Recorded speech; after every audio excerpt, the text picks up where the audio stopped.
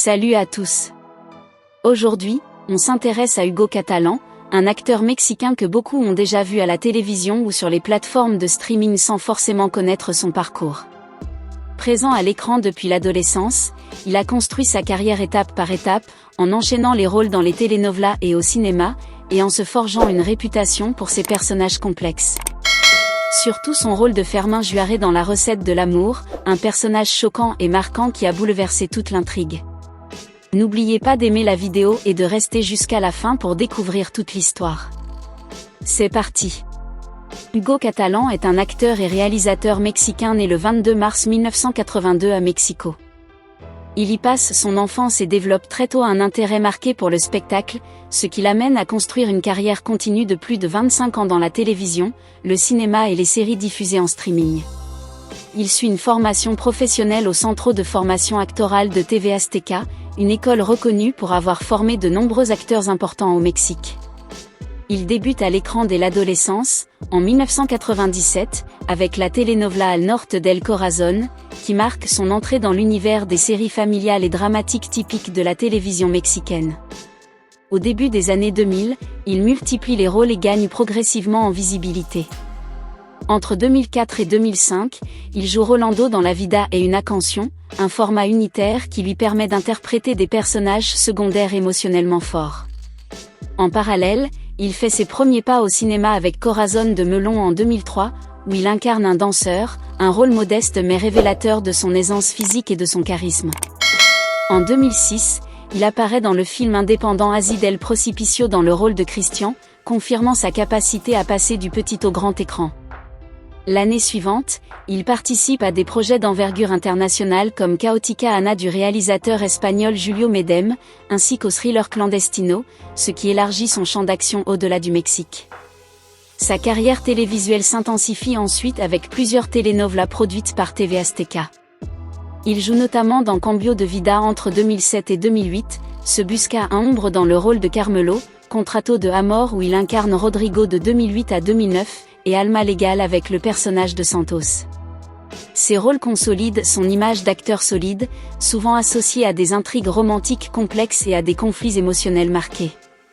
Entre 2009 et 2012, il renforce sa réputation avec des projets variés comme le court-métrage introspectif Synchronia, la telenovela Pobre Diabla, la série dramatique Huérfana, centrée sur l'abandon familial, et Patiente, une série médicale où il apporte une dimension humaine à des personnages tourmentés. Durant cette période, il participe également à des formats unitaires très populaires comme Lo que calamo las mujeres et Como dice el dicho, diffusés sur Televisa. Ces programmes, construits autour de récits moraux et sentimentaux, lui offrent une large visibilité auprès du public mexicain. À partir de 2014, sa carrière connaît un nouvel élan avec des rôles plus marqués et souvent plus sombres. Il joue Adledo Pérez dans Sonora Acero, une série d'action où il se distingue par des personnages antagonistes complexes. La même année, il apparaît dans plusieurs films importants, dont Velociraptor, Cuatro Luna, un drame sensible autour des relations LGBTQ+, et Yo soy la felicidad de Este Mundo, une œuvre introspective remarquée. À la télévision, il enchaîne ensuite avec El Capitan, Tanto Amor, et le court-métrage Muchacho en la azotea, démontrant une grande polyvalence entre drames familiaux, thrillers et récits urbains. À partir de 2017, il diversifie encore davantage ses activités avec La hija prodiga et Falsa Identidad. La même année, il réalise son premier court-métrage, Anadina, dans lequel il joue également, marquant une étape importante dans son évolution artistique et son désir de s'exprimer au-delà du jeu d'acteur. En 2018, il gagne une reconnaissance internationale grâce à sa participation à Luis Miguel, la série, une production Netflix très populaire. Il apparaît aussi dans Mi lista de ex et dans La casa de las flores, une série au ton plus léger et satirique qui lui permet d'explorer un registre différent. Les années suivantes confirment sa place durable dans le paysage audiovisuel avec El jugo de la slave, une série à succès diffusée sur Prime Video, ainsi que Los ricos también Laurent, un remake d'une telenovela emblématique. Il poursuit en parallèle une activité cinématographique régulière avec plusieurs films et courts-métrages entre 2023 et 2025. Discret sur sa vie privée, Hugo Catalan utilise les réseaux sociaux principalement pour partager des éléments liés à son travail. Il ne communique pas d'informations personnelles vérifiées concernant sa famille ou ses relations, ce qui contraste avec certaines rumeurs non confirmées circulant en ligne. Son parcours reflète celui d'un acteur constant et prolifique, souvent associé à des personnages moralement ambigus, capables de susciter à la fois empathie et rejet.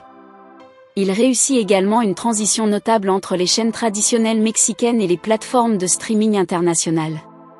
Il bénéficie d'une nouvelle visibilité en France grâce à son rôle de Fermín Juárez dans la telenovela La recette de l'amour, dont le titre original était L'amor no tiene receta. Diffusée au Mexique en 2024, la série est disponible en France à partir de 2025. Fermín est le mari de Paz Roble Ruiz, une femme modeste qui gère un restaurant après la mort tragique de leur nouveau-né. Accablé par des dettes contractées auprès de prêteurs mafieux, Fermín commet un acte irréparable en enlevant le bébé de sa femme pour le vendre, dans le cadre d'un complot destiné à remplacer l'enfant mort-né d'un autre personnage. Cet événement déclenche une quête de plusieurs années menée par Paz pour retrouver sa fille. Le personnage de Fermín réapparaît à différents moments de l'intrigue, provoquant des confrontations violentes et influençant profondément les relations familiales. Il incarne des thèmes centraux de la série tels que la trahison, la culpabilité, les dettes destructrices et la possibilité incertaine de rédemption. Cette telenovela mêle romance, secrets et conflits sociaux, et les actions de Fermín ont des répercussions durables sur l'ensemble des personnages. Ce rôle s'inscrit pleinement dans la continuité de la carrière de Hugo Catalán, confirmant sa spécialisation dans les personnages complexes et moralement troubles, et renforçant sa notoriété auprès du public européen, notamment en France. Aucune information officielle et vérifiée n'existe concernant la fortune d'Hugo Catalán. Les montants évoqués en ligne varient généralement entre 500 000 et 2 millions de dollars américains. Ces chiffres reposent sur des estimations générales liées au cachet moyen des acteurs de telenovela, souvent évalués entre 5 000 et 15 000 dollars par épisode selon des données globales sur les productions Televisa. En l'absence de déclarations publiques, de documents fiscaux ou d'interviews chiffrées de l'acteur, ces montants restent purement spéculatifs et ne peuvent être confirmés. Depuis 2022, des rumeurs non vérifiées circulent sur Instagram et certains forums mexicains au sujet d'une supposée ex-petite amie, présentée comme mannequin, impliquée dans une altercation publique lors d'un festival en 2021. Aucun élément concret ne vient étayer cette histoire, aucun nom, aucune image, aucun témoignage fiable, ni réaction de l'acteur, qui n'a jamais commenté sa vie sentimentale en public. Ces affirmations relèvent donc du simple ragot. D'autres spéculations évoquent un mariage secret en 2019 avec une actrice secondaire de la série La Casa de las Flores, une idée principalement relayée sur TikTok. Ces affirmations sont toutefois contredites par le contenu de son compte Instagram, qui montre essentiellement une vie centrée sur le travail, sans signe visible d'union officielle, comme une alliance, ni communication publique allant dans ce sens. Certains évoquent également une pause professionnelle en 2020 pour des raisons personnelles, parfois liées à des suppositions autour de la santé d'un proche. Cette hypothèse s'appuie sur un message publié puis supprimé sur les réseaux sociaux, mais aucun élément solide ne confirme cette interprétation. Les faits observables indiquent surtout qu'il est resté actif cette année-là, avec un agenda professionnel bien rempli. Aucune information fiable ne mentionne une ex-femme ou des enfants. Les photos de famille qu'Hugo Catalán partage occasionnellement concernent uniquement des membres de sa famille élargie et ne font pas référence à une cellule familiale propre. Cela va à l'encontre des fausses informations diffusées en 2023 au sujet d'une prétendue paternité cachée. En résumé, les éléments concrets disponibles indiquent que sa situation financière et sa vie privée restent volontairement confidentielles, comme c'est le cas pour de nombreux acteurs mexicains de son niveau de notoriété, très loin de la surexposition médiatique des grandes stars internationales. Et voilà, c'était le parcours d'Hugo Catalán et l'histoire de son personnage de Fermín dans La recette de l'amour.